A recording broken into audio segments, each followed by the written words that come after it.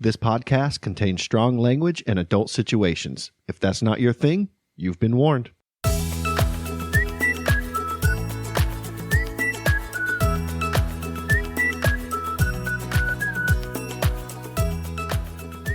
Welcome back, fuckers, to the Fuck My Work Life podcast. I'm Jay. And I'm Kay. And we are here today with Mark and John from the 100 Things We Learned from Film podcast. Hi, guys. Hello. Hey, guys. Hiya. Thank you for joining us today. Yeah, definitely. This is going to be fun. We're going to drink beer, talk shit, tell stories. Fuck yeah. Tell us a little bit about your podcast, guys. Well, we're the podcast that tries to find 100 things from every movie that we watch. We've got, I think, a 1 in 5 at the moment. Maybe a little bit more than that, actually. Yeah, with, the last recording.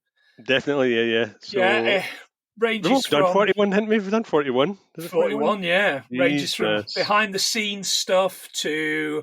what was the make of that car? To hey, what's that hillbilly shooting with? Kind of things. Yeah, so lots of different things. Everything you've never wanted to know about films.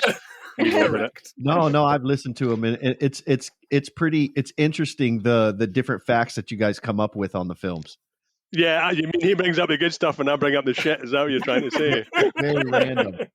And I like how it's not just like a film review podcast. You know, you got a different spin on it, and you get to learn like weird random things throughout. I think the intention is that someone somewhere goes to a pub and they win trivia that night because of us. If that ever happens, we're quitting the podcast. You know, we've achieved what we can do. That's our Everest. You know? Yeah, that was the whole intention, wasn't it? Just to make sure somebody won a pub quiz now and again. Sure. Very cool. So if you guys have listened to our podcast, you know that we talk a lot about work, obviously, and the woes of working, and how we get through that a lot of the time is through drinking. Yep. We drink because we work. We drink because we work. So what are you guys drinking today? So I'll go first. Mine's is Stella Artois, commonly known in Glasgow as wife beating juice. Although I've never had anybody, I've never had my wife before, or anybody's wife on Stella Artois, so it's a lie. Buckfast is wife beating juice, but I'm not drinking Buckfast. I remember the Buckfast from Twitter. Yeah, Bucky Bombs. Yeah. Jesus. Well, I'm pleased to say that today, just for the podcast, I'm drinking a Coors. All right. Fucking A, baby. Colorado Kool-Aid. That's what that is right there. When the mountain turns blue, it's as cold as the Rockies. When the mountains are blue, you know it's true. Oh. I don't entirely know how you drink this, Jay. This is, wow, pisswasser. But yeah, okay. That's okay. I've got a salted caramel stout to wash it down with, so that's okay. I tried to find an English beer, and I don't know if this is like what you guys actually drink out there. It is Old Speckled Hen. Yeah, it's the kind of thing you drink if you are in your 70s. Great. And you voted for Brexit. Yeah. Oh, Yeah. cool. You enjoy that Speckled Hen. Maybe I'll get a We've got Coors. some other ones too. We've got a few other ones. We have because We you got know an I go oatmeal through quite a stout. few beers when we do recordings like this. But we've got a Something Smith oatmeal Samuel stout. Smith. Oh, right. Okay. Samuel Smith oatmeal stout. I'm guessing that's another old person's That's beer. that's a US beer. I Oh, said it was Those England. sons of bitches. Not Samuel Adams. Is it no? Is it Sam Smith, the non-binary Sam drink? Smith. Sam Sam Hold Smith. on. He's gonna. Well, I mean, yeah, they were all out of the Scottish beers, like just No Tenants, sold no out. Super Lager. Super lager. Samuel Smith, Yeah, old. can you- Oh no, that stuff is amazing. By the way, that's made in Yorkshire. Yeah, that used to be an independent brewery. They have a small number of pubs dotted around the country, and it's really cheap beer. But you're not allowed to eat in their pubs. You're not allowed to answer your mobile phone, and you're not allowed to swear. So fuck those guys. Oh well, Oh, yeah. shit! I Yeah. did real It's bad. going on in my... the bin. No, you've done very well. It's a great beer. That It's better than Speckled Hen. Yeah. Right. No, that's a All really right. good beer. Well, I kind of feel like Coors in the U.S. is kind of the Oh yeah. the right Oh yeah, definitely. the right leaning beer, which the Trump we are not. Trump flag waving on the back of my truck. So your Coors is like the Scottish Tenants. That's basically what it is. Yeah, I think so. And then Everybody I have boasts another about one. Tenants. I forget what it's called. It's in the fridge. It's the It's an Icelandic beer, but it's a Scottish ale or Oh, right. Okay. porter. I don't know. Hold on. I'm excited about that. I need to dig that out. I'm just gonna begrudgingly drink my old speckled hen.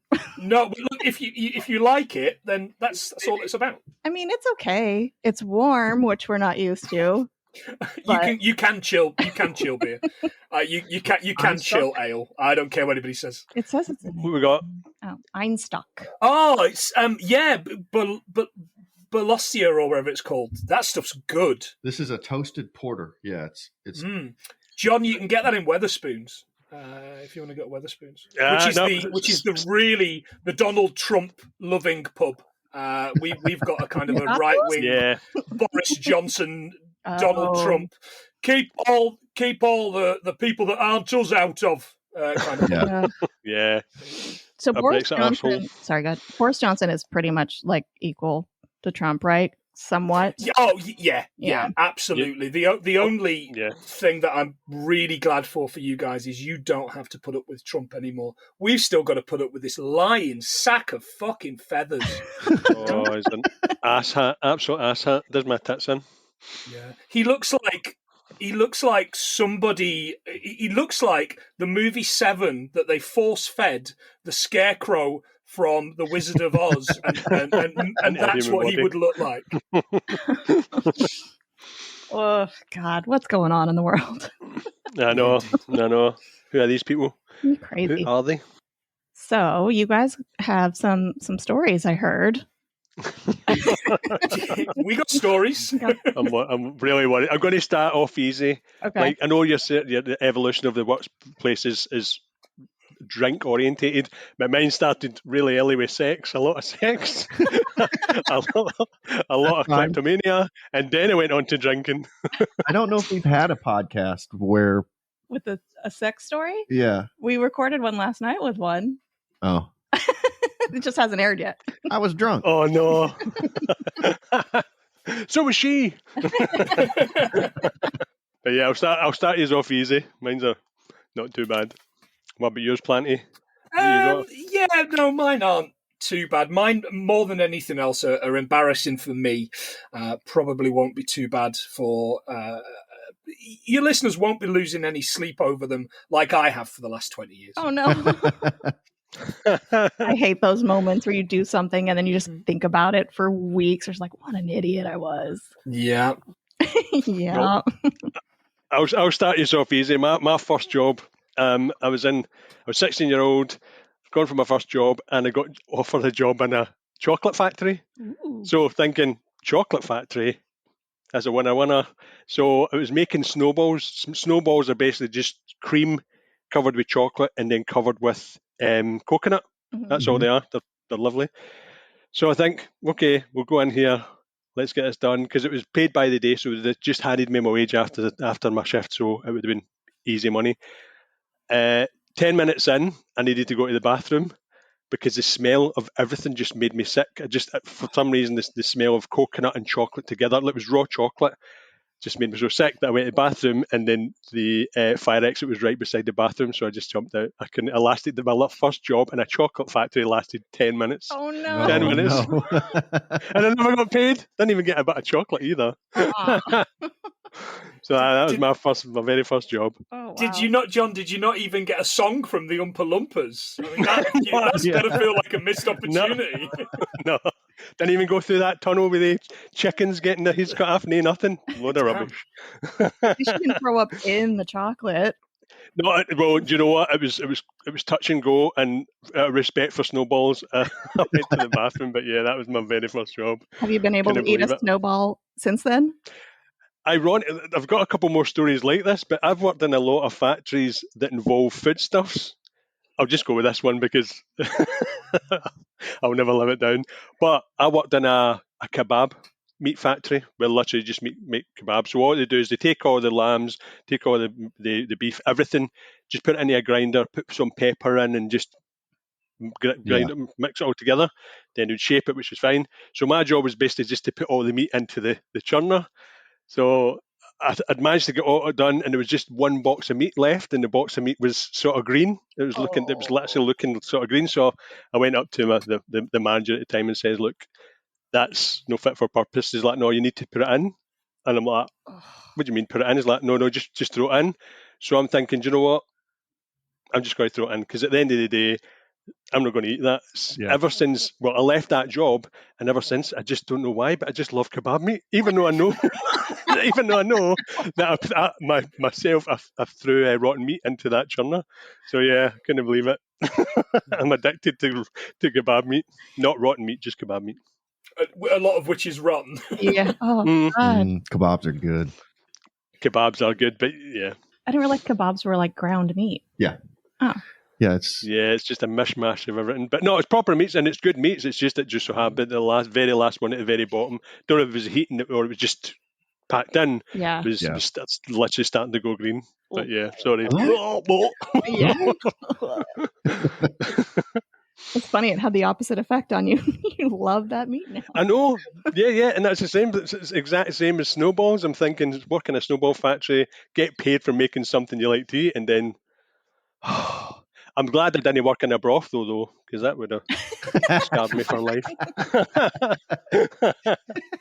I've never went off that, even if the meat was green. Sorry, guys. No, you don't have to apologize. This is great. Oh man! Funnily enough, John, I didn't know that about you and the factory. But my first ever job out of school was in a food factory as well. I worked in the most Dickensian sounding place in the world. I worked in a Christmas pudding factory. Wow, Jesus! Yeah. Oh, please, sir, could you give us some more Christmas pudding, sir? Please, just a morsel. It wasn't anything like that. It was all hairnets and things, and I had a big, huge Jufro at the time. So, that's just what I had. And as you can all see now, I'm a baldy bastard. But it wasn't a great job, but they paid like 150 quid a week, which for a guy that was in college at the time was great money, just kind of in the summer. But I decided to spend some of that money on having my eyebrow pierced. Now, this is 98, right? So I'm cool, I'm hip, I'm going to get my eyebrow pierced. So I get my eyebrow pierced, I go to work the next day, and the manager says, "You can't have that in. What if it falls out?"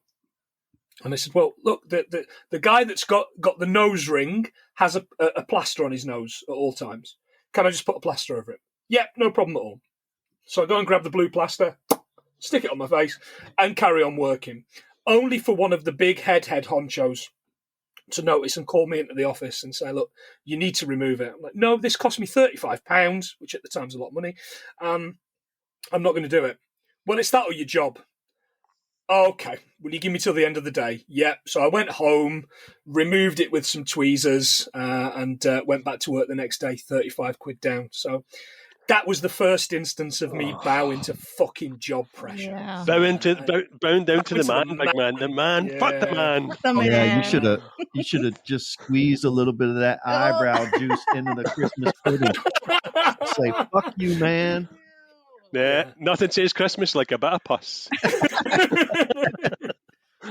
What is it? What is a plaster? Is that like a Band-Aid? Oh, sorry, a Band-Aid. Band-Aid. Okay. Yeah. Jesus, I thought we were going to be translating John today, not me. I knew that's what you meant.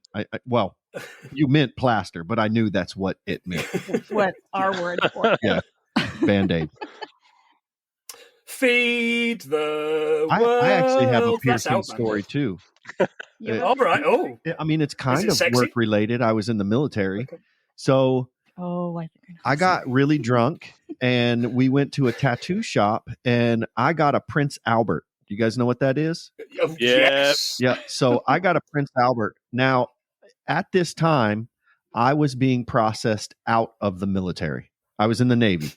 I was being processed out of the military. So anytime when you come up on getting processed out. When you're like a week away from them cutting you your final check and sending you home, you have to go through a physical, like a full physical, so they can see if you have any problems that arose while you were in the military, because then it would, you'd get paid by them, blah, blah, blah, blah, blah.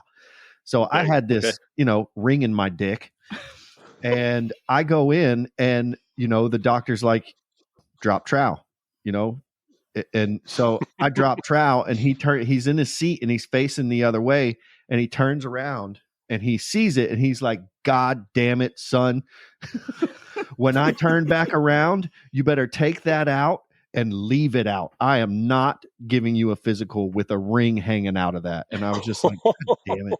And this shit cost me like $200. Oh. It was not cheap. Jesus, that's more than 35 quid, isn't it, Planty? Cheap bastard. It was expensive. I mean, and probably painful. And it was weird. I know. It was weird because there were people in the tattoo shop who wanted to watch, who had never seen one done. And I was like, fucking, I don't care. I mean, I was hammered. Aye. My mate's the same. At parties, he's always whipping his out. He actually had it on a kitchen table once, let everybody look at it. I was like, what the fuck? Because it just says it was a bit of shrapnel. And your medical just said, oh my God, where'd that come from? I did have a boyfriend once who had a penis piercing that he liked to show everyone, including my parents, which was very weird. Wow. That's all right. Yeah. That's like a nightmare scenario, that, isn't it? Here, look what I'm giving your daughter. Yeah, real awkward that was.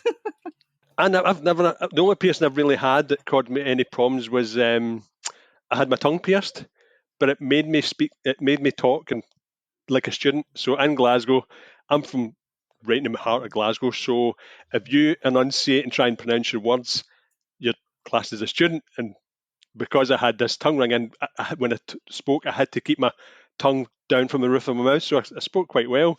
But everybody kept thinking I'd turned into this crazy mad student. But the only reason I took it out is because I was addicted to crunchies. And every time I was eating the crunchy, the honeycomb, it's a honeycomb biscuit with chocolate over the top of it. But because it's honeycomb, it sticks to everything. And I used to keep on cracking my teeth because it kept sticking to the tongue bar. I kept biting it, and it just nearly snapped my teeth out. So I had to take it out myself. That and the fact that I sound like a student, to be honest. Yeah, I mean, I don't have any strange piercing stories. I've got my nose pierced. Boo! I don't know. My friend pierced my ear like up at the cartilage when we were teenagers, and all she did was take a piece of ice to numb it and then just shoved an earring through, and I passed out. Yeah, old school, and right. We did it as well, but you put it through and into a potato. So you numbed it with the ice, but then you put a really dirty potato behind there and push a pin into it, thinking it's going to be sterile. When you pull it back out, it's just infected. It was so gross. Yeah. Or just put a bit of thread through it just to stop it from closing up. Yeah. God, as kids we were stupid. Dumb, yeah. Yeah. I don't know, we all used to be one. Yeah. We don't admit to it, but it used to be stupid. Now I'm just a stupid adult. Yeah, me too. Any other fun work stories? Yeah, I kind of half told this on an episode recently. We talked about the Angel's Share, which is filmed on Princes Street in Edinburgh, and I used to open up from time to time at a store I worked at, Carphone Warehouse, and I'm not joking. I don't know if you guys have ever been to Edinburgh, but right down the street, you can see the castle from every bit of the street. It's right up on the hill. You can't miss it. But our shop was directly right in front of it. You could not miss it. Look out over the gardens, up at the cliff face, and there's this huge house on a hill. It's the castle. So I was opening up one day, and this, I only assume, Italian couple came across and said, excuse me, yeah, hi, how can I help? Because living in Edinburgh, the one thing is you are inundated with tourists, and you just accept the fact they are good for they're good for the city, and they're on holiday, they're on vacation, they've paid a lot of money to come here. Be nice to them. Anyone in Edinburgh that's not nice to tourists needs to kick up the fucking arse, as far as I'm concerned. Yeah. But excuse me, there is Castle, Edinburgh Castle? Oh, yeah, brilliant. Yeah, just turn around. It's right there. And they turned around, Where? No, it is right there. It's right. Look, up on the hill, up on the cliff, is the castle. And they looked up and talked to one another. But is that castle? Yes, that's Edinburgh Castle. Oh, and then they talked to one another in Italian and thank you, goodbye, and I unlocked and away they went. And they got probably a few steps down the street and stopped somebody else. Excuse me, where is Castle? Like, they were not happy with the fact that I work here and I see it every fucking day, and that wasn't enough for them to say, no, this is definitely the Castle. We don't trust that guy. What did they expect? Like the castle from Cinderella? Yeah, absolutely. Yeah. Castle Grayskull. Yeah, exactly. Did you see this big bit of granite? Like, I'm not walking near anywhere near that big bit of Oh, granite. we're not trusting him. He's English. What does he know about Scottish architecture? Most of the people from Edinburgh are English, though. That's very true. It's the one rule, isn't it? Go to Edinburgh because you're English. Meet all the English. Yeah. Are there a lot of English in Edinburgh? Oh yeah, there are tons. It's little England. And they're all posh as well. Oh, hello. Oh yes, I came here for school and I'm staying forever. There's a rule. If ever you come to Scotland, there's a rule, and it's so true, isn't it, Plenty? If you're on a train and you don't know if you're going to go to Edinburgh or you're going to Glasgow, if everybody on the train is drinking, they're going to Glasgow, and if everybody's sitting sober, they're going to Edinburgh. So you come to Glasgow to get wasted and have a party, and you go to Edinburgh just to have lunch and act like an arsehole. Yeah. Yeah, fuck you guys. Yeah, I would definitely fare better in Glasgow. Yeah. I'm trying to For sure you would. Absolutely. You we really all would. would.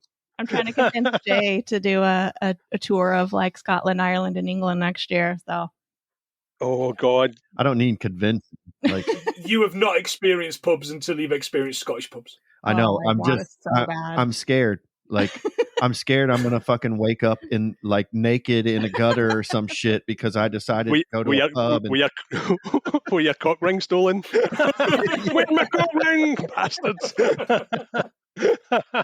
But no, even though we're talking about Glasgow and people are worried about Glasgow being this really tormented city and everybody being angry all the time, see, they're really, really friendly. The only time you get anybody angry is if you try and steal their bird, or you've tried to steal their car. They're only angry if they're trying to show off. So if you're just there drinking, people generally just leave you alone. And if you are coming to Scotland, if you are going to do a bit of a tour, if you look up NC 500, North Coast 500, it's a route round the top of Scotland, and it passes some lovely, lovely places and lots of good pubs. So if you're going to do a tour, I'd recommend doing a wee bit of that. Don't do it all. It takes about 7 days. Oh, wow. You don't have to do it in a NASCAR, contrary to the name. Yeah. It does sound like a race, a car race. I know. Oh, the North Carolina 500. That's my favorite one. Yeah. Take a 500. NC 500. Shit, I'm okay for that. Raleigh, John. Raleigh. That's what we found out. That's the capital of North Carolina. There you go. Yeah, Raleigh. The shit we find out from films. We really do. Really do. God, I'm trying to think of a drunk story. Like, I know this is about as obviously work fucks you off and you need a drink. And I'm trying to think of a time I was drunk. And I've only got one good story. I don't even think I've told you this, Plenty. So when I was a lot younger, I used to work with my best friend who's a tiler. So they do ceramics, they do everything. So he was doing a job in the Marriott Hotel. So the Marriott Hotel wanted all their bathrooms tiled to a high spec. So my friend Phil decided, look, I'll do it, but I'll be the foreman, but I need to bring my friend on site to help out because I was skint at the time and I needed some money. So he says, well, what you do is I'll bring you on as a labourer, and then you can literally just take the tiles to the bathrooms and they can tile them, so you don't need to do any sort of tiling, because I was rubbish at it anyway and I knew it. So I thought, right, okay, we'll do that. So the first night, there's a container literally just full of tiles, and he says, all I need you to do is take this key, come down, open it up, take some of the tiles out, take it up in a crane up, because you couldn't take it in the lift in the hotel. You had to take it up in a crane that was on the outside of the building. So I'm thinking, right, no brainer. So the first night we got paid in cash. He handed me £300, and he says there's a new pub opening in Glasgow called the Blob Shop. That was the name of it. Brand new pub. They're selling drinks really cheap. So he hands me £300. So I'm thinking, right, okay. So went to the Blob Shop, spent easily the whole £300 on booze, buying everybody drinks. So bear in mind, I'm got this key to this container. I blacked out for 3 days. So they couldn't do any work. None of the tilers could do any work for 3 days because I had the key. So I totally blacked out for 3 days. And when I walked on site, the first thing he did was took the key off me and says, "You've held up the Marriott's refurbishment for 3 days." So he's never worked with me again. No. I know. I couldn't believe it. I'm like, £300 worth of drink. I woke up skint 3 days later. Holy shit. Happy times. That's That's a great story. That's my worry with going to Glasgow. I'm gonna tell Kay.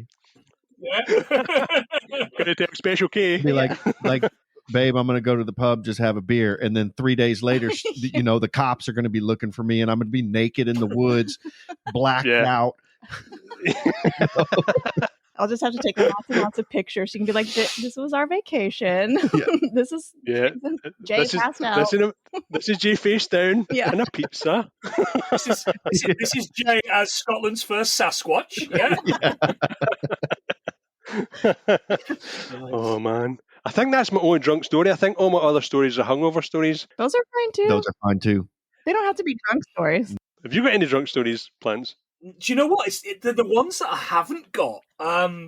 Certainly not from a work perspective. There's a couple of work stories where we started drinking on the job and then went on from then on when I've worked in call centres and things. But specifically, most of my younger kind of call centre stories are usually involving pranks and things like that. So we had, I used to work for a company called Gameplay.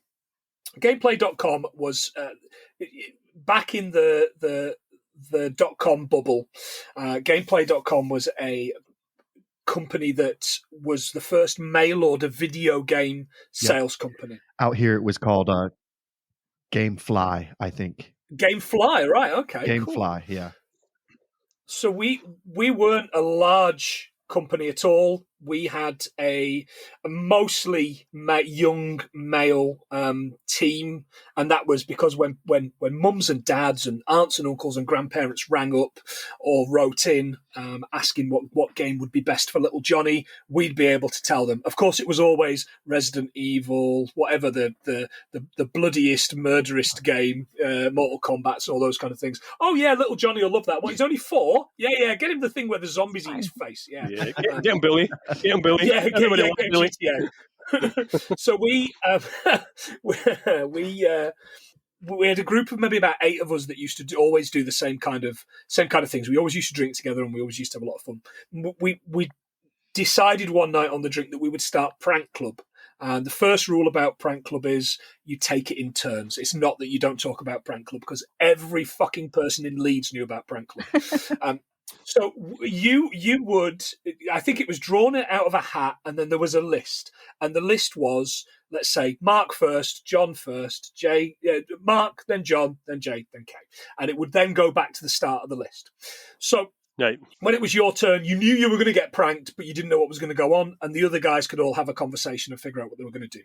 So it got down to this guy called Paul. I'll never forget Paul Conroy's name. It's the only thing I remember. It's probably the only name I remember of anybody I worked with, but Paul lived with his girlfriend, and somehow, I've no idea how it came up, one of the guys said, "Let's get him a Russian Bride magazine." Okay, let's get him a mail-order bride magazine. Okay, fine. So this guy found this website where you could send away for a bride, and you could get a catalogue sent to your home. The catalogue was very explicit, and the catalogue was £80. So between us, it cost us £10 each, and we paid for it, and it got posted to his home. One day he came into work all ashen-faced. Oh, absolutely, the work of the world on him. What's up, Connors? She's left me. What? Whatever his girlfriend was called, I don't remember. She's left me. This came in the post, addressed to me. She found it and opened it, and she's gone to live with her mum for a week or so while we figure it out.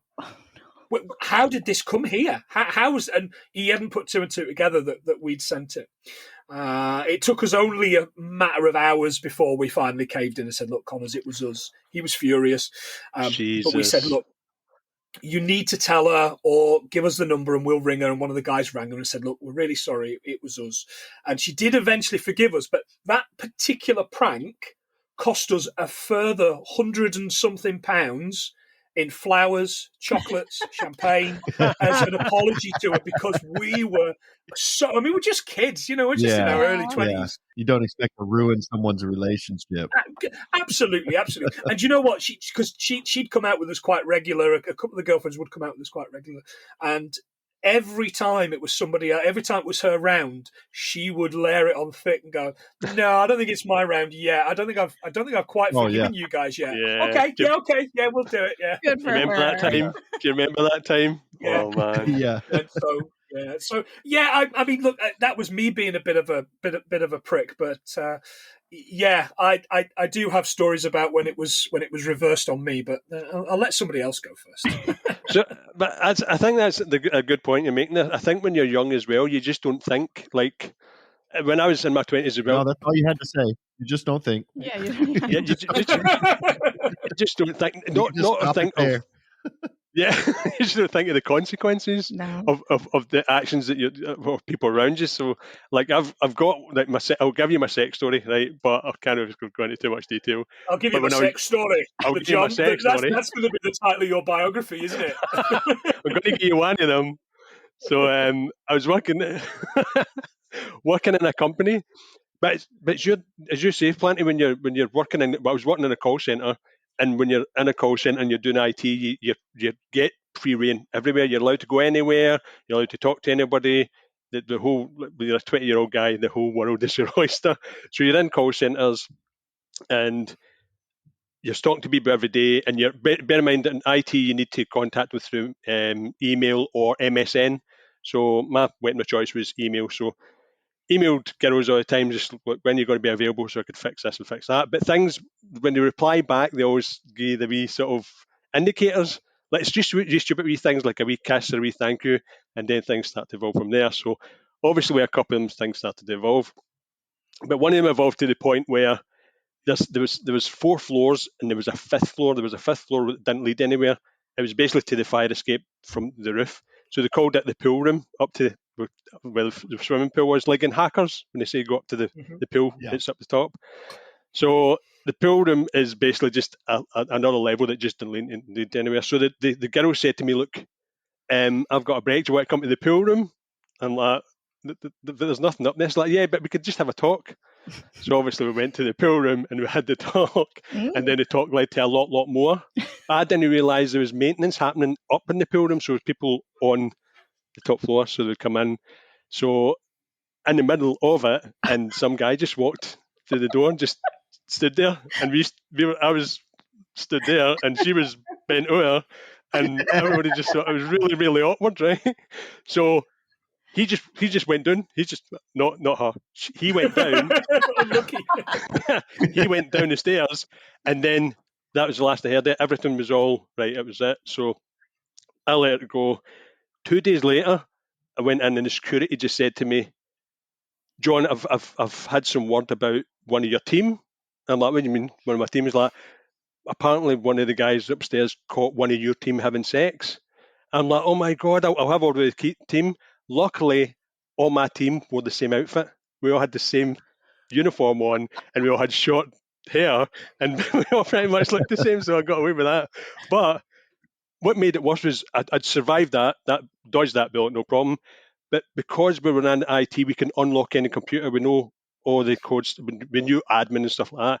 But one of my team was quite jealous of the attention I was getting, to the point where he hacked my email, put all the emails with all the girls' conversations into one email and sent it to a girl I was seeing at the time. I could not believe it. Honestly, could not believe it. I thought, that's the lowest of the low. He literally looked through all my emails for all this incriminating stuff, put it all into one email, and then forwarded on to a lassie that I liked. Wow. I was absolutely gutted. Is he still walking and talking? I know.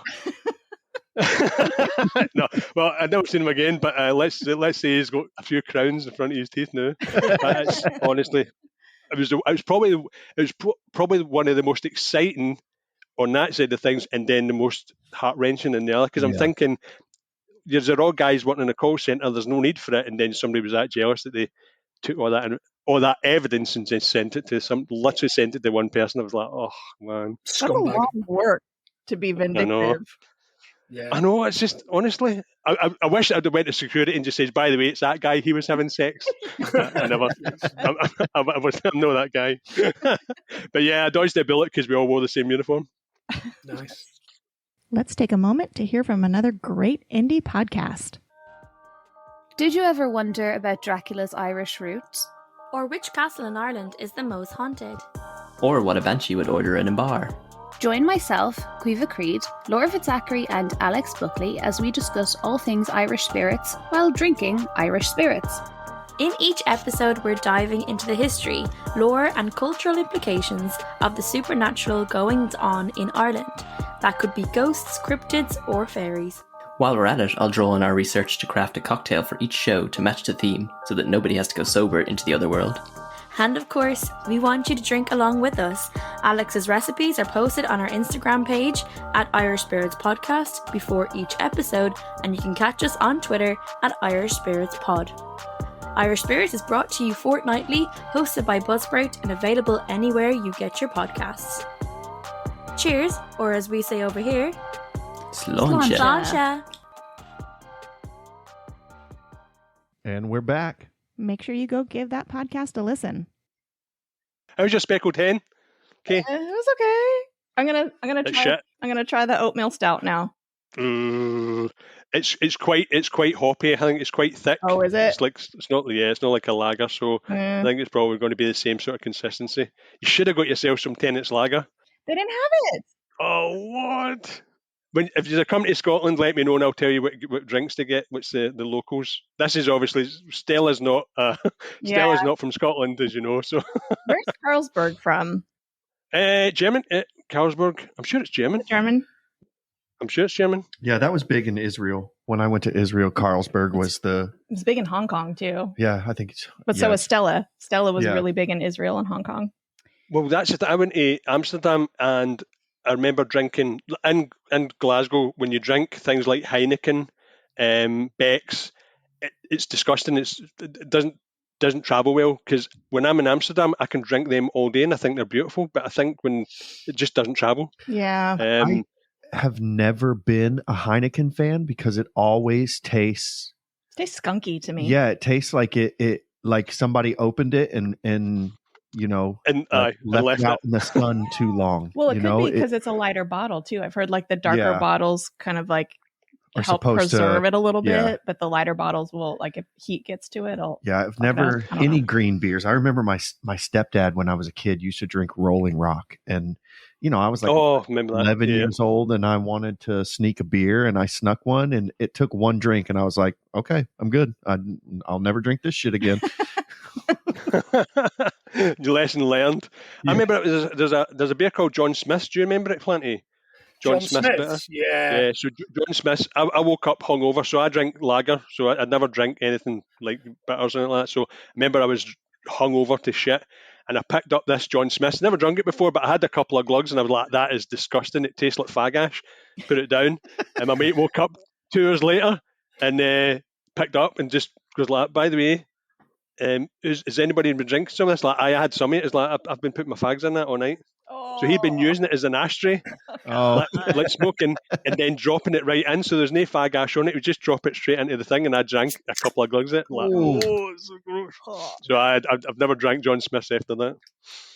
But you've drank plenty of fag ash. Are you still drinking Coors?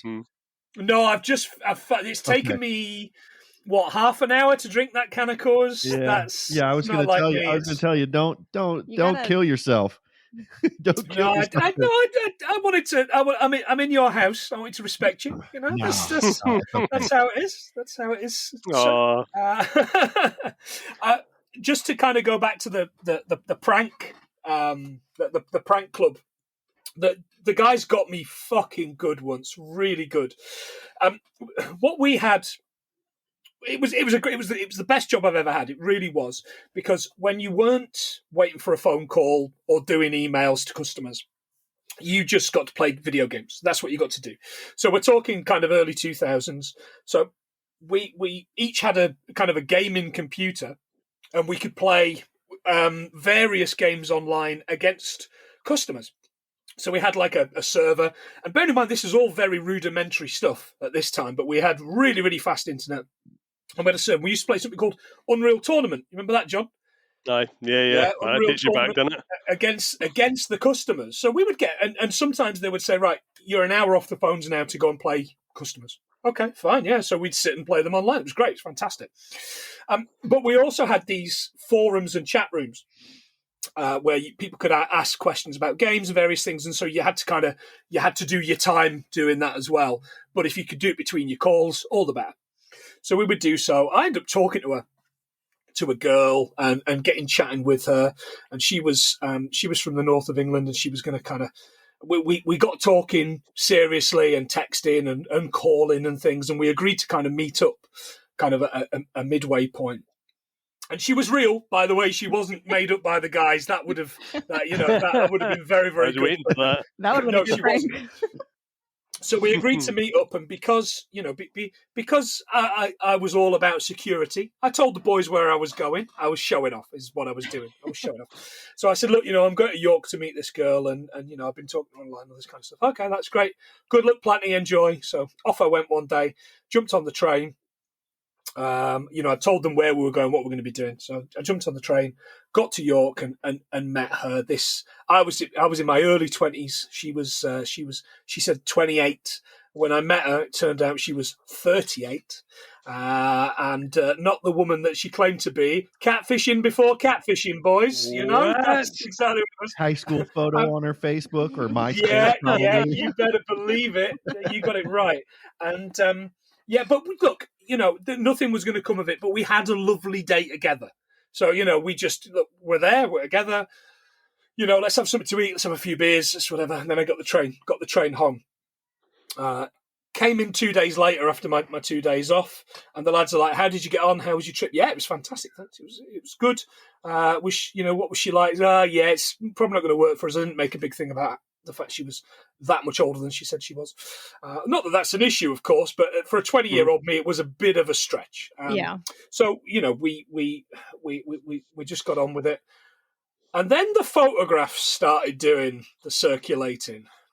It turned out that 3 of the guys, same days off as me, knew exactly what train I was getting, had followed me on the train, had followed us around York, a city of York, all day, and taken photographs on 5 different throwaway Instamatic cameras and gotten them all printed and done and circulated them around the office, scanned them, put them on the forums, did the lot.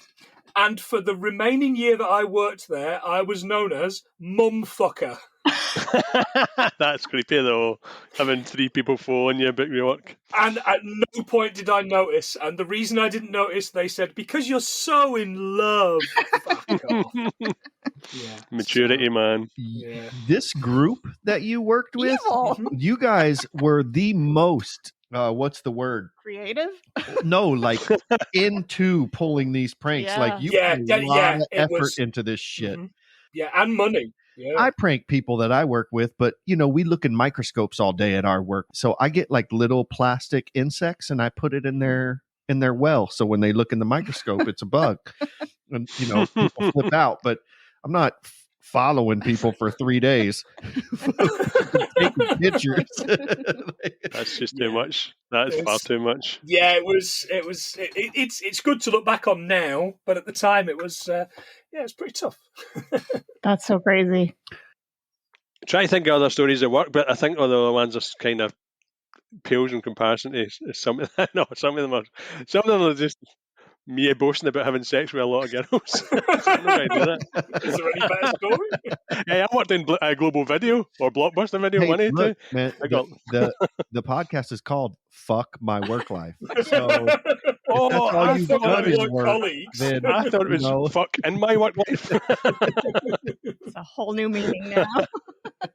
But, yeah, I used to work in video shops, had countless amounts of times nearly getting caught by customers. Just see when they do that thing where they used to walk, this was videotape days, VHS, and they would always just walk up to the counter and tap the video off the counter. Yeah. Oh, it's so fucking annoying. Yeah. It's enough to make you lose your boner. Did you ever like that. chuck a videotape at them? No, well, a couple of times. A couple of times, yeah. We're not going to get into these stories, actually. It's something we're really crude. I know I got caught a couple of times, but it's weird because see when you've got, like, see when you work with young people and it's a young crowd you work with, nobody's got any fear. Like, don't give, and not just me. I mean, I remember I used to walk into the video shop and other people were having sex, and it was just a crazy time. I think it's just because youth. I think when you're young, it's just all about sex, isn't it? I don't care that you didn't rewind your fucking videotape. Just have sex. Be kind from behind. Yeah. That should have been a global video slogan. Sounds like a porn title. I know. Got to make it happen. That video from that job you had on the 5th floor. I know. Up in the pool room. Oh man, the swimming pool. I'll never forget it, man. Just look in the guy's face. The guy just looked at the guy's face. He actually looked at me as if it was one of the ones. Usually, your head would go down, but I remember he just looks right at me as if to go, "You jammy bastard!" It was just right there. Just right there behind the counter, huh? Just right there, right there. We've all watched that video. I'm sure it ends in 7 days. You're going to get your hole. I don't. I worked when I worked in a call center. I worked for a company called NTL that you guys might be aware of. I'm pretty sure it's an American company. NTL used to be a cable TV service somewhere. Oh, I've heard of them, yeah. Yeah. And they got in some serious trouble, real Chapter 11 stuff. They did some downsizing. And I worked on the phones, and my first ever job as a trainer in the call center was with them. I think I've been doing it for about a year, and they brought us all into a big meeting and said, well, look, we're going to be downsizing, and what was called the CMC, the Customer Management Center, Customer Services, is going to be disbanded. All the jobs are going to stay in Manchester, miles and miles away, where we couldn't possibly do them. So we're going to be doing that, but because these guys are absolute shysters, instead of paying people the redundancy, they said we're going to be closing the call center in 6 or 7 months' time. It's either going to be date X or date Y. So if anybody's looking for a new job and you want to get a new job, fine, we will shorten the amount of notice you need to get so you can go and get a new job. That was just a bid for them to not pay any redundancy. Yeah. Everybody else that's still about at the end will pay you redundancy. Okay, fine. As the trainer, I was the one that brought all the new people in. So they said, right, I thought, easy. My life's going to be easy for the next 8 months. This is going to be fantastic. I'm not bringing anybody new in. No. When anybody left, they needed to be replaced with a temp. I don't know if you guys have done much work with temporary members of staff. Yeah. Yeah. They don't care. Yeah, no. No, they are not interested. No. And these guys were exactly that. The agency that brought them in was really scummy, well renowned locally, and just brought anybody in. Don't get me wrong, there was some members of staff that were pretty good. So they would come in, instead of having the usual 4 weeks of training, they'd get a week and a half of training, just do the bare minimum basics, and then thrown on the phones to do what they needed to do, just to basically be numbers. Yeah. And then I think a couple of intakes in, I got this group, and the level had really started to drop off. It had gone from okay to really rock bottom. And there was this one guy who just wouldn't listen. We're talking a day and a half, 2 days in.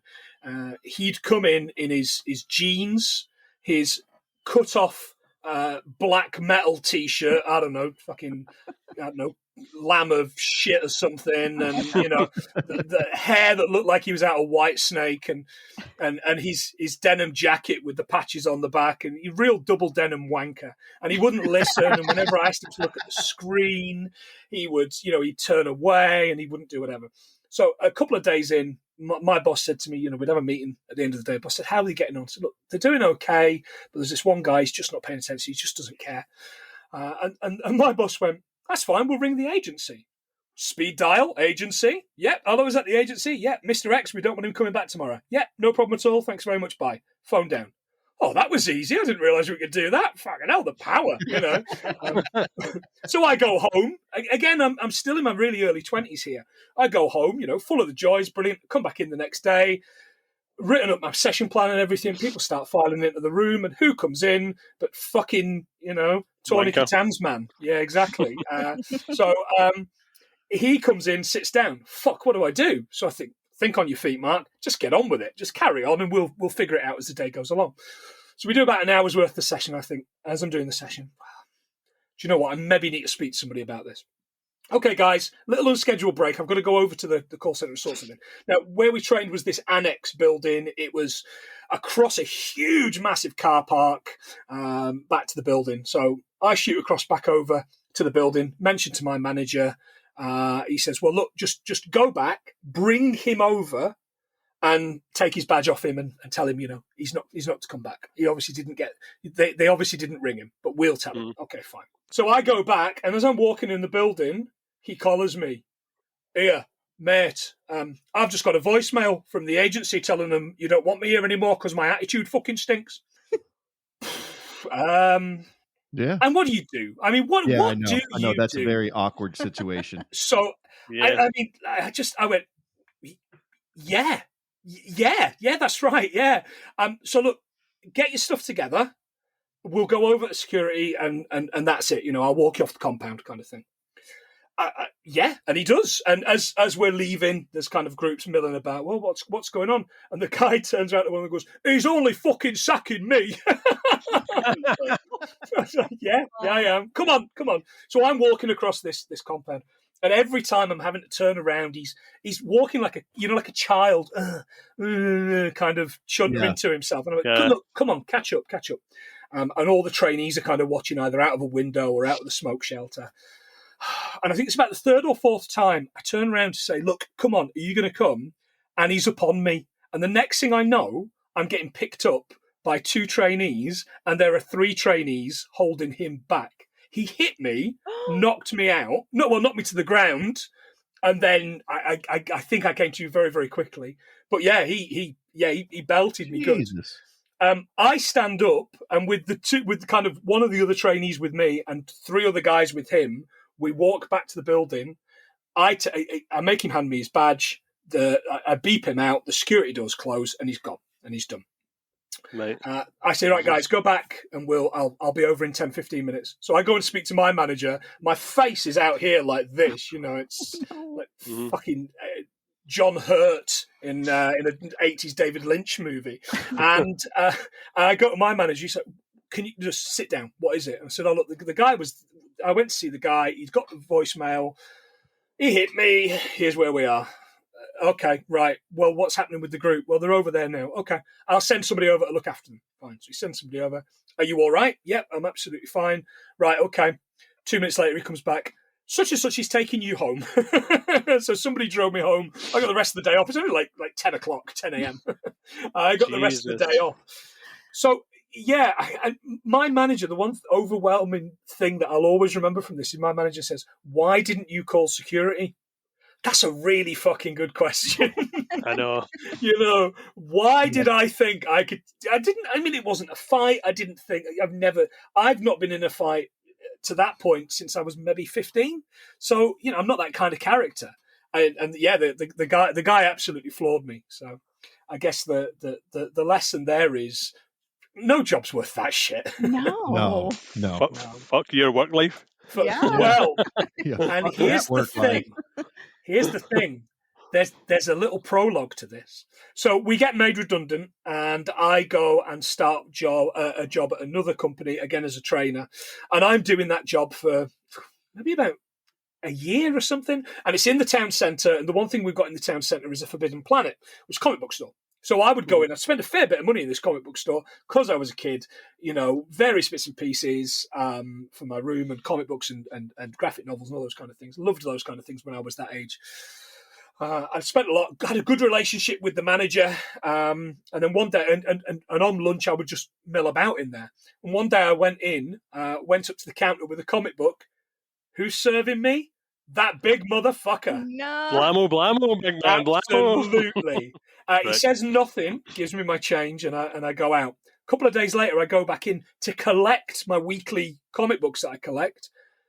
He's there behind the counter. He shoots off out the back, and moments later, the manager comes out. and says, "Sorry, we can't serve you anymore.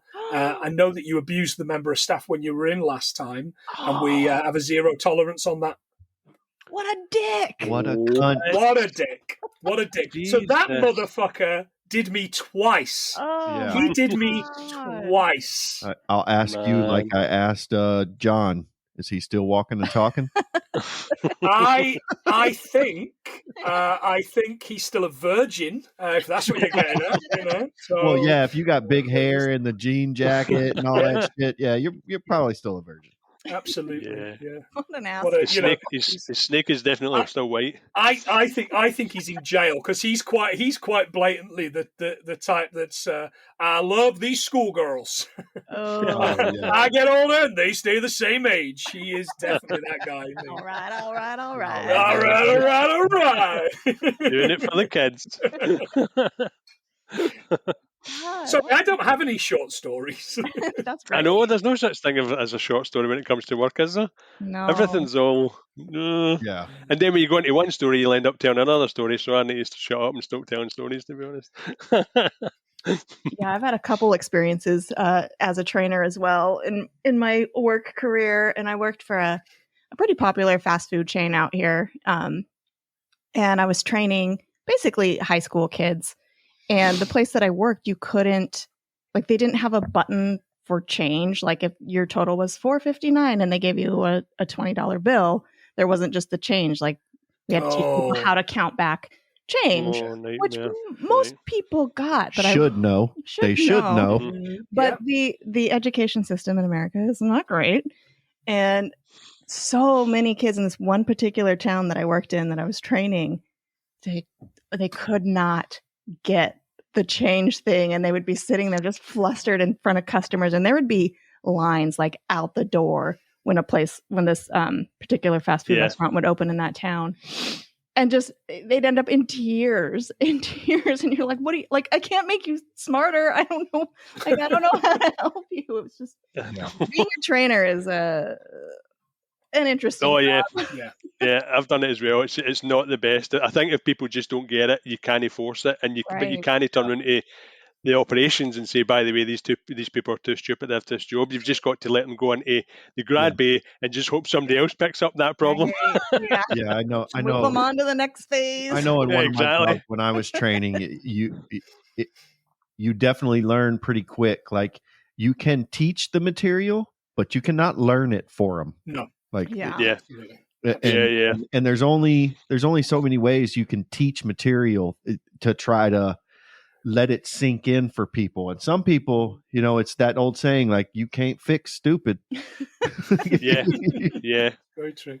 And you can't teach people you can't teach people soft skills as well. Because I remember I was teaching people all the theory behind stuff, and then when we went on the phone, they were talking to the customers if the customer's stupid. Like, well, you shouldn't be doing that. Actually, you should put this and like, do you know what? You just need to stop that. You just need to remember you're speaking to a customer, but they just talk to them as if they're actually stupid. And I don't know if it's an IT thing, because I've noticed it only in IT that if people come from either the government, NHS, or somewhere that has got a structure to it, they just don't know how to talk to people, and it's their job. Part of the job, half of the job is obviously the IT side, but the other half is the customer centric part, and they just don't know how to do it. And I feel embarrassed. You're like, how can you not talk to people? Just don't get it. It's like you say, why would you be in an environment where you're in retail and you don't know how to count to change it or do mental arithmetic in your head? It just doesn't make sense. Yeah. And then when you say to the operators about it, like, yeah, we need to bring in a higher caliber person, they go, yeah, but we're going to need to pay them more money. I'm like, well, how do I win? I'm the one that needs to teach them. Yeah. I've kind of got one final work story, and really I think it's more than anything else, it's a warning to never move in with somebody that you work with. Well, I used to work with a guy, and we'll just refer to him as Crazy Neil at this point. Crazy Neil was doing all right. Crazy Neil had a mum who was a shoe magnate, so she had a shoe company that she was in charge of, that she built up from the ground. She was very, very rich. So when he moved to university in the north of England, she bought him a house in the student area. So he lived rent-free, but also anybody that rented a room, paid her. And that's what helped kind of pay all the bills. So we worked together. He had a girlfriend, and he discovered, she lived with us briefly. He discovered an online game called EverQuest, which was a precursor to World of Warcraft, which I think a lot of people have kind of lost their shit over years. Not for me, but he loved it. Anyway, over a period of time, including installing it at work, this is when we worked at Gameplay, installing it on his work machine and playing all day, he would get home and then he would boot up his dial-up internet, boop, boop, boop, boop, boop, boop, that fucking thing. And he would sit there all night playing that. In time, his girlfriend left him, understandably. And in time, he lost his job. And then he reverted to... From playing the game? Yeah. The easiest job in the world, which he had been in for like 3 years longer than me. He'd been there for 3 years before me. So he was in the fucking framework of the building. Yeah. So he lost that and didn't care and reverted to living through the night. So he was like a fucking vampire, video game vampire, a lot of people called him for a while. We would come in from work and he had just got up. He would be sat there with the blackout curtains closed, and he subsisted on cigarettes, black coffee, and pecan and maple danishes. Right, those are the things that he lived on. Right? And masturbating. Yeah. No. He needed to keep all the energy for that clicking. Always in the clicking. Although apparently he didn't do a lot of that, which is why his girlfriend left him. Anyway, I don't know. So. We would come in and say, "Oh, Neil, we'll go to the pub. Do you want to join us? Maybe like 6 p.m. Do you want to join us? Or we'll go to the cinema. Do you want to join us?" Movies were his passion. No, I don't. Absolutely, I don't. Okay, fine. And he would just play all night with Canadians. So he would play all during their day, all the time with the Canadians until early morning. We were getting up for work. He was just gone to bed. Anyway, another flatmate left, so it was just me and him. Months and months had passed. And one day I'm getting up, ready for work, and I just think Neil's asleep. And there's a little shout. Now, Neil was this weak, feeble character anyway, this skeletal character anyway. And just this little kind of weird, weak shout of, "Mark." He was very posh. I ignored it. "Mark." I ignored it. Again. What? Could you come in here, please? So I walk into his bedroom, which I'd never been into in my probably 12 months of living there. I walk in and it stinks. It just stinks. The curtains are shut. It's bright blazing sunshine. It just smells. It's just foisty and horrible and disgusting. And he's there, just lying on the bed in a pair of boxers and nothing else. I can't get up. So, well, I'm going to work. No, I can't get up. But I want to go to the toilet, but I can't get up. Oh, you're not a fucking child, Neil. What? Could you help me to the toilet? So, yeah, I grab him. And he couldn't walk. The guy couldn't walk. I grab him and I kind of hobble him across the landing upstairs and to the bathroom.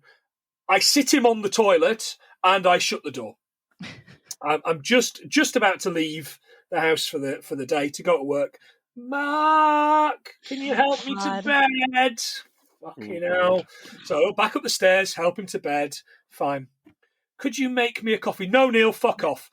Back out, close the door, go to work. Shit. Yeah.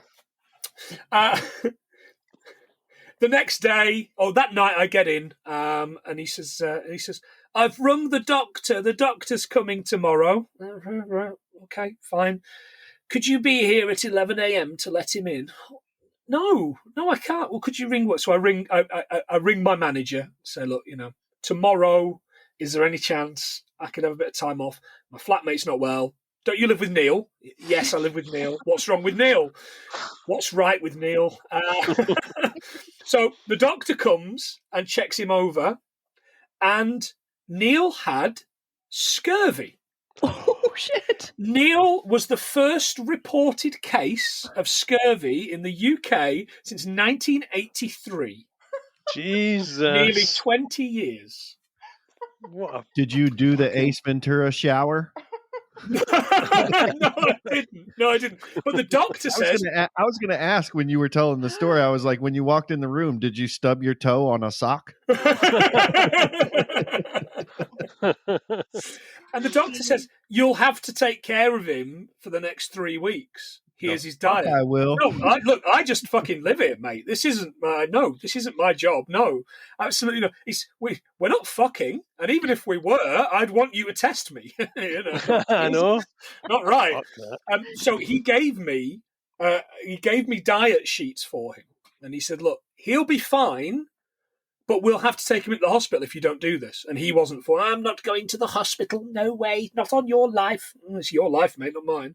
So I was given this. Now, because Neil had loads of money, because Neil's mum had loads of money, even though it didn't work, I basically got his card, got his bank card, and went to the supermarket and purchased all this stuff, plus some extra stuff on top for me, plus a bottle of very, very good scotch every week. And Nutella.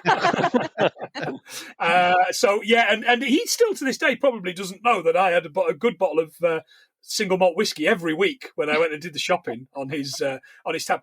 But yeah, I basically nursed him back to health over a period of time. You are a much better man than I am. Never, listeners, never move in with the people that you work with. Jesus.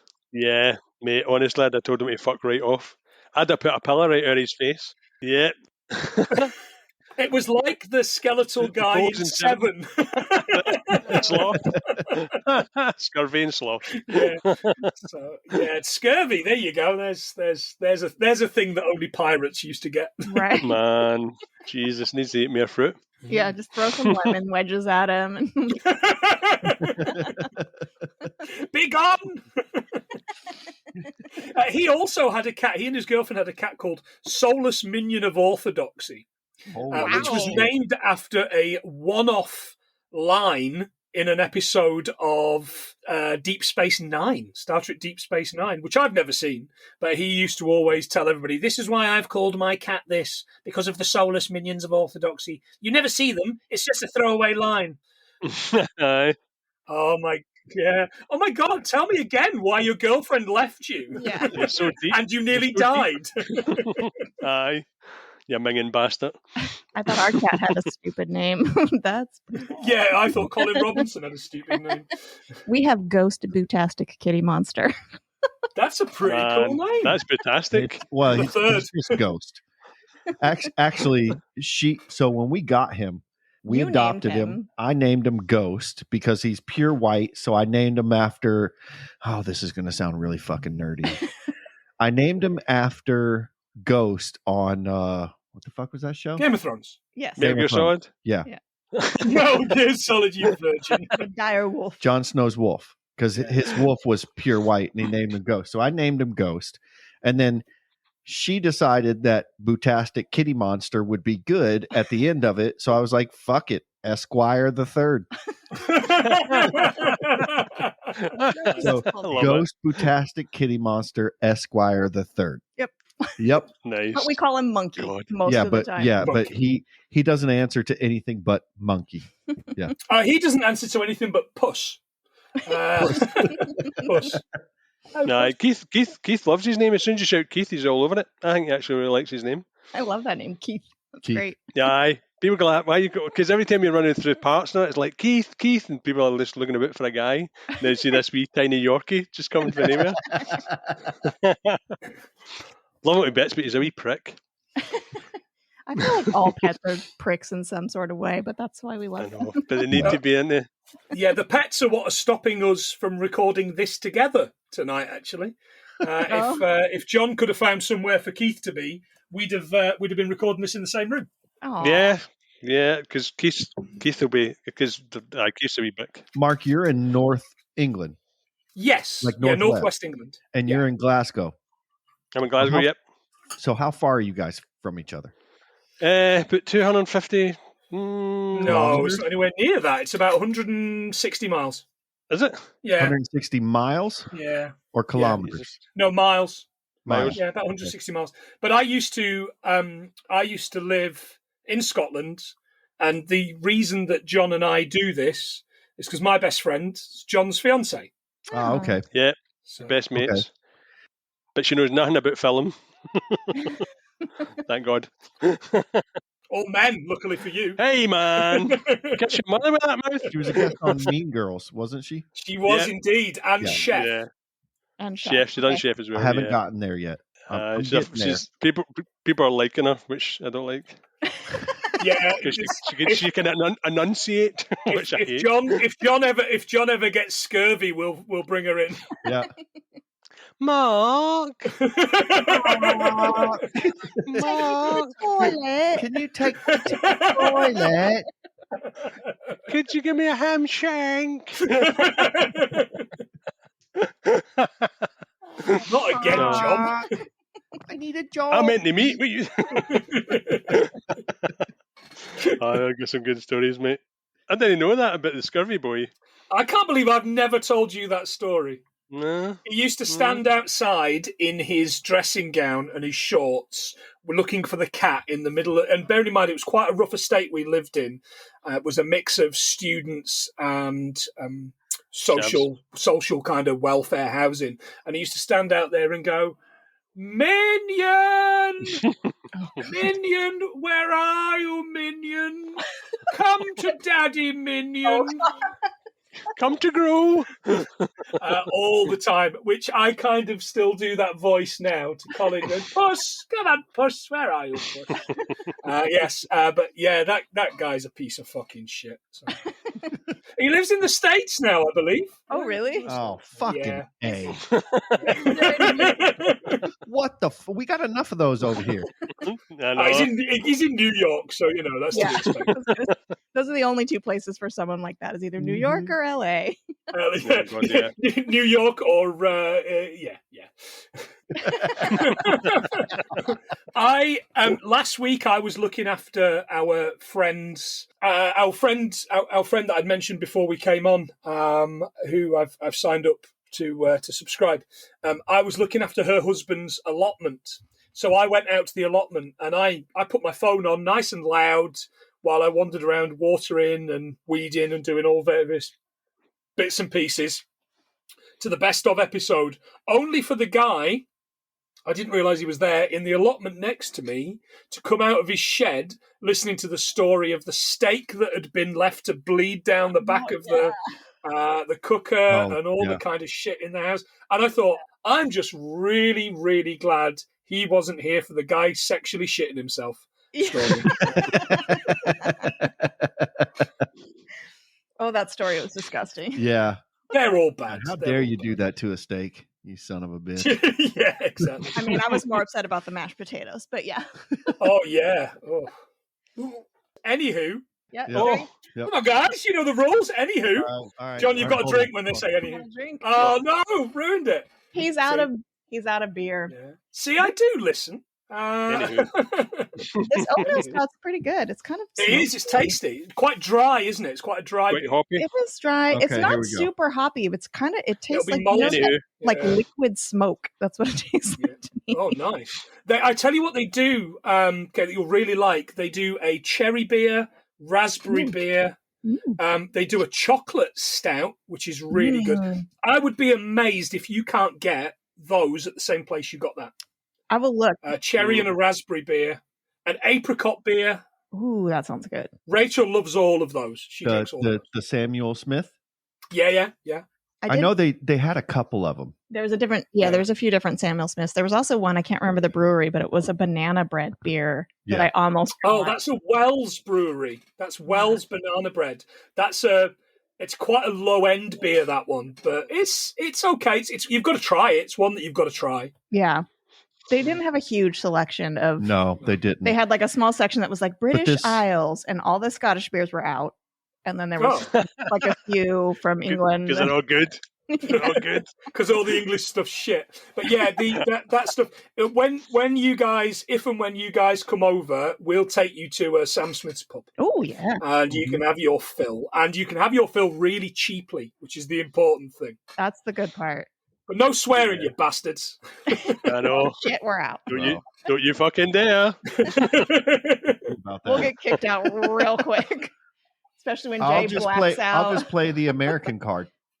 I'm just a By the dumb way, American. I'm fucking I'm gonna- American, man. I'm going to be honest with you, and this is going to show, it takes a lot to get kicked out of a pub, right? Yeah. Especially a hard rock one. So that I really enjoyed that, guys. That was a cracking episode. I really enjoyed that. Good banter. Yeah. Yeah, it was a fun. lot of fun. Just to finish things up, if you guys want to tell everyone where to find your podcast. Yeah, you can find us wherever you find good podcasts. They let us in those places too. It's amazing. I can't believe it still. But we're on all the online places. We are on Instagram, Facebook, and TikTok as 100 Things Pod. We are on Twitter as 100 Things Film. If you like any kind of genre of film, I think so far in the first 40 odd episodes you are going to find something of all of them, except we haven't covered that film Zoo, the documentary about the guy that fucks the horse, yet. I don't know when that one's coming, but it's probably not far off coming, pardon the pun. Yeah, that's probably going to take a little research. Yeah, absolutely. Do you want to Red learn Room things indeed. from that film? I want to learn. I want to learn never to watch that movie. Yeah. So thank you guys so much for joining Yeah, us. This has been No, thank you. It's Yeah. an absolute honour coming on a podcast that I love. this has been a blast. Yeah, so much fun. Send us your stories by email at fmwlpod@gmail.com, or you can leave us a voicemail at 310-818-3273. That's 310-818-3273. You can find us on all the major podcast apps. Be sure to follow and subscribe where you can. If you like what you're hearing, leave us that 5-star review. You can do that on Apple Podcasts, Good Pods, and Podchaser. You can also join us on Twitter, TikTok, Instagram, and Facebook at FMWLPod. You can support our show by just telling your friends, or you can buy us a beer over on buymeacoffee.com/FMWLPOD. And as always, support your indie podcasts. Just do it. Bye, everybody. Do it.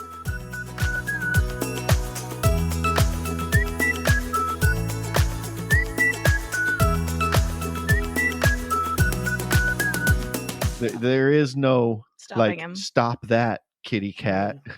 He'll be like, oh, fuck you. I'm going to do what I want. No. Mark.